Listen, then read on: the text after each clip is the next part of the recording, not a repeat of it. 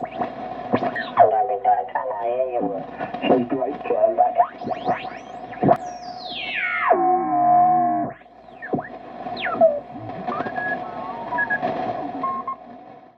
day.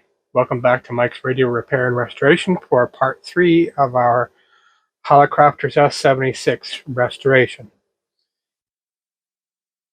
So, just as a reminder, this channel has been set up to cover the more common radios that a guy might find out there rather than the big, fancy, expensive ones, and to help them along with maybe starting up a new hobby and learning how to repair these radios.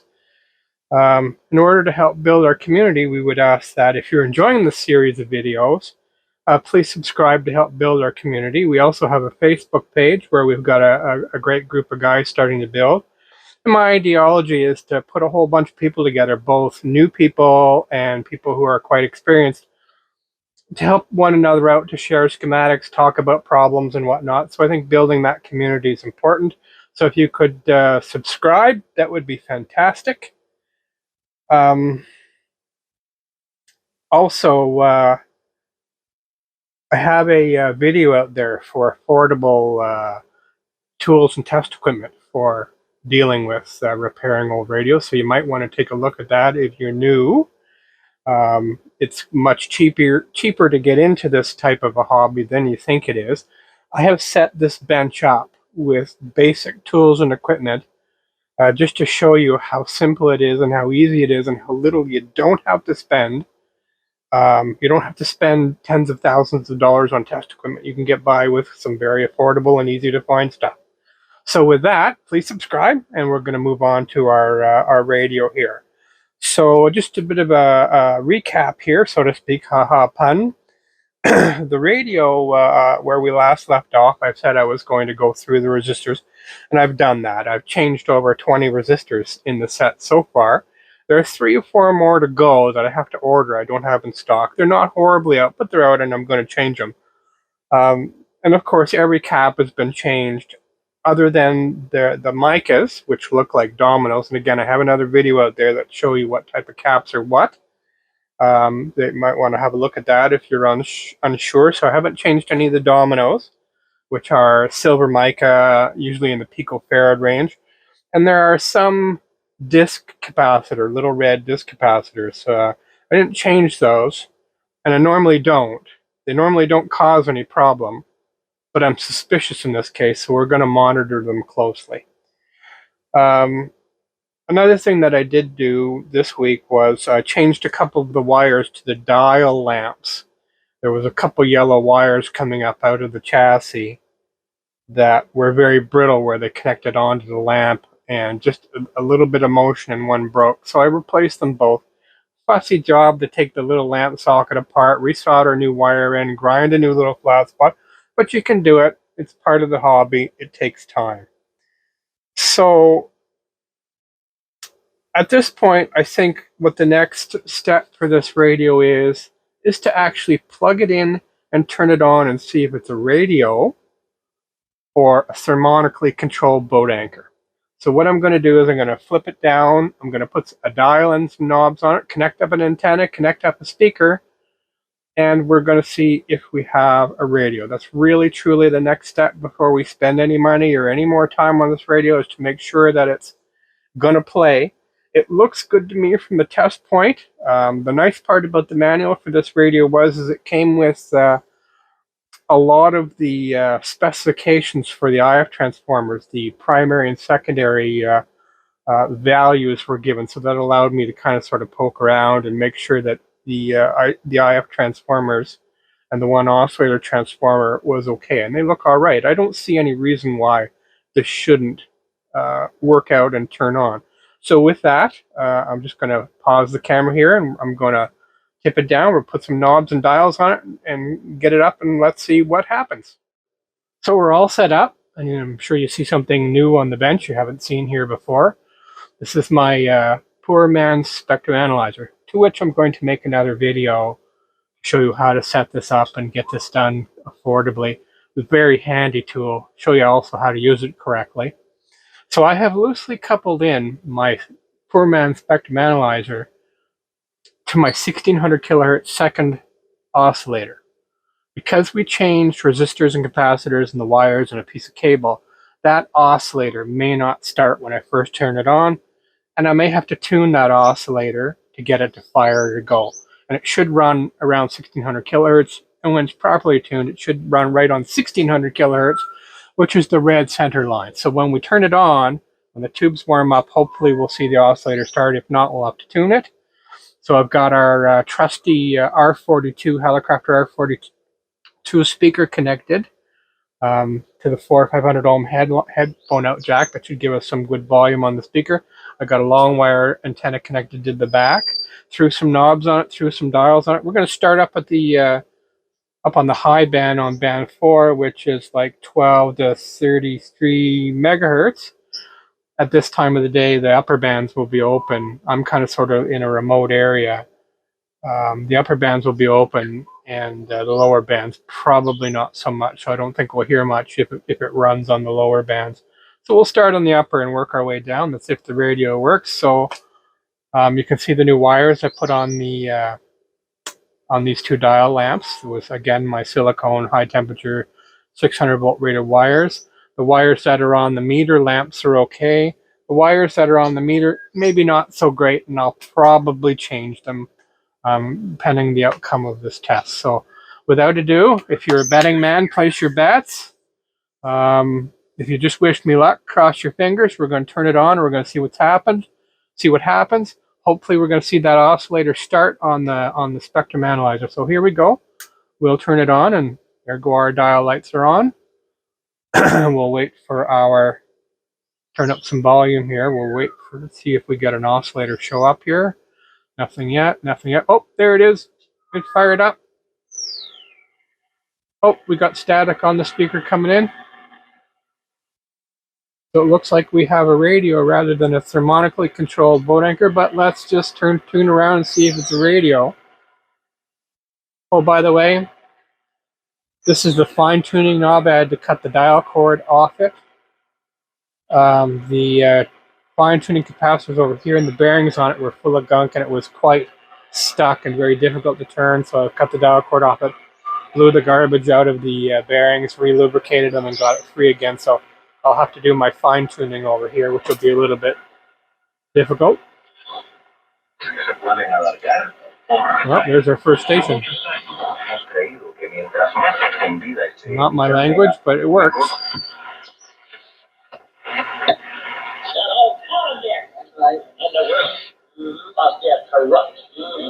That's great.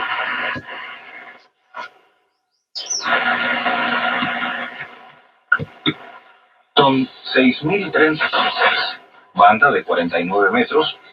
Okay.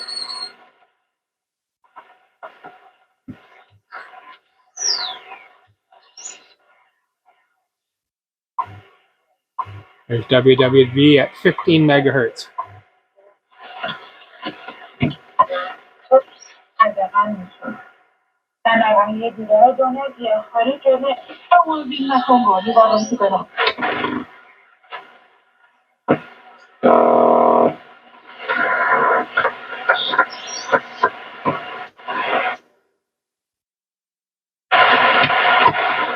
A lo que tenía el blanco, toma el jugador japonés que a mí me parece el mejor. Okay.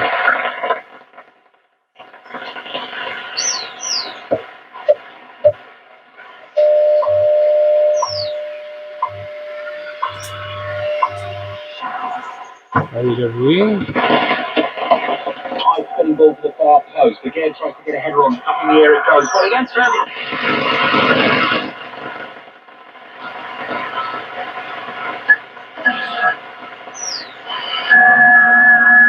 We got FT8 on 10 meters.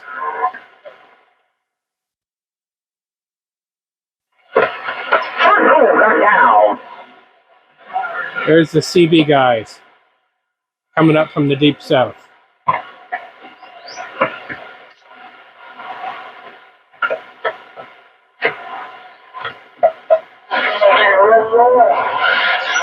Well, that's pretty good. That's pretty sensitive, being up so high. Let's see what's on band 3, shall we? And band 3 is 5 megahertz to 12 megahertz. In every situation, we are invited to take our cares That works and good. troubles to Wow. the front. Love it.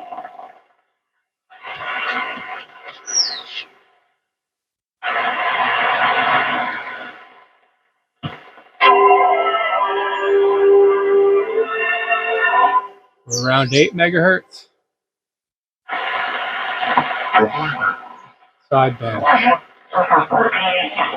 Let me think, can we get sideband? Let's try it out.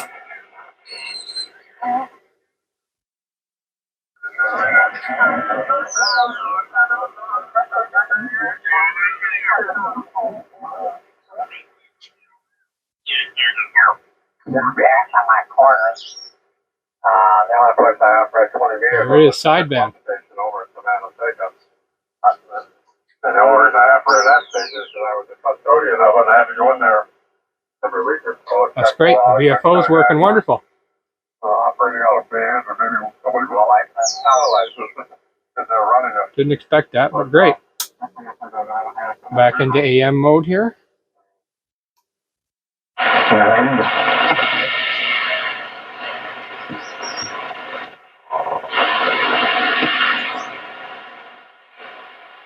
So we'll see if we got noise on band 2. I don't think we're going to get much on band 1 or 2. So band 2, oh, it's active, so we know it's good. That's like 1.7 to my old to 4.5 megahertz.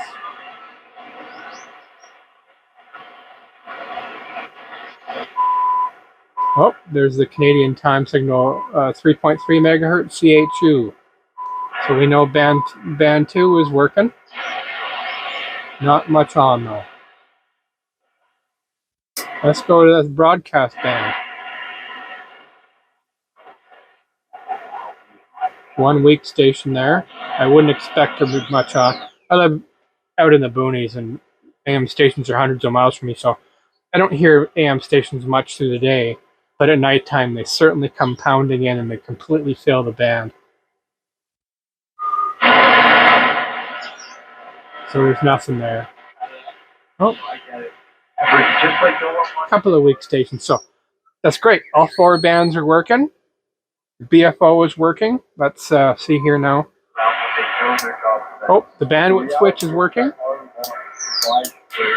Tone control is working good. RF gain, working great. So far, it's a success. We see that our oscillator is a little bit high, so let's bring it down some.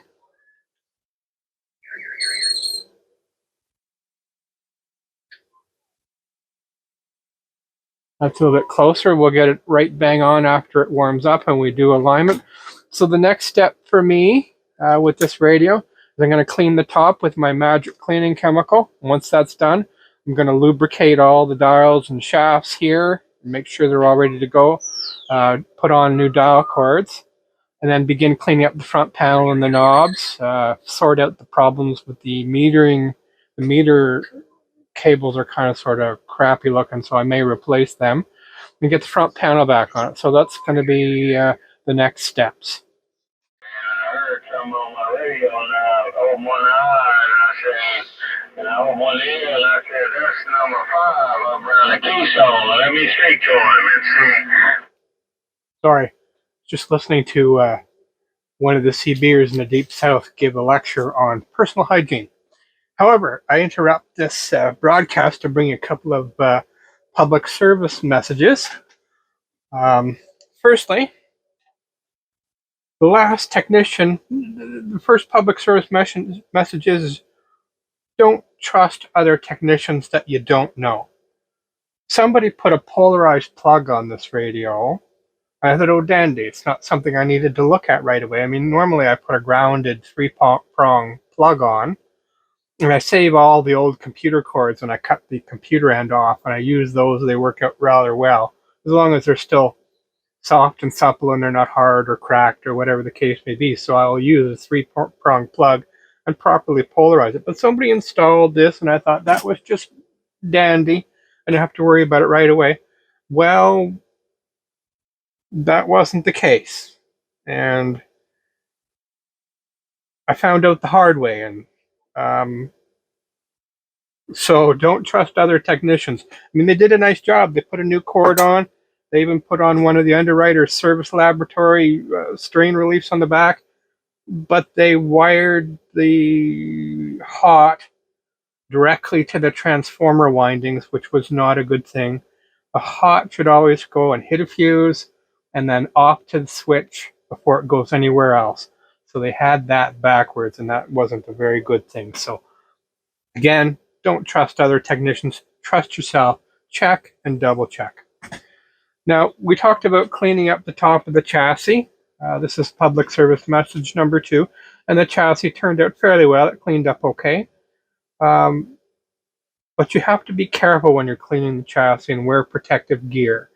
Rubber gloves, maybe even a ventilator, or do so in a well-ventilated area. A lot of these chassis are coated with cadmium. And a friend of mine who just absolutely had to have his chassis whistle clean wound up getting cadmium poisoning, and it wasn't a very good thing to happen. So I just caution you on that. A lot of these chassis are coated with cadmium, so let's be cautious. Let's not do that. So, anyways, like I said, I'll post some pictures here of the chassis of how it turned out, and you'll find it look pretty good. The dial cords are all got replaced.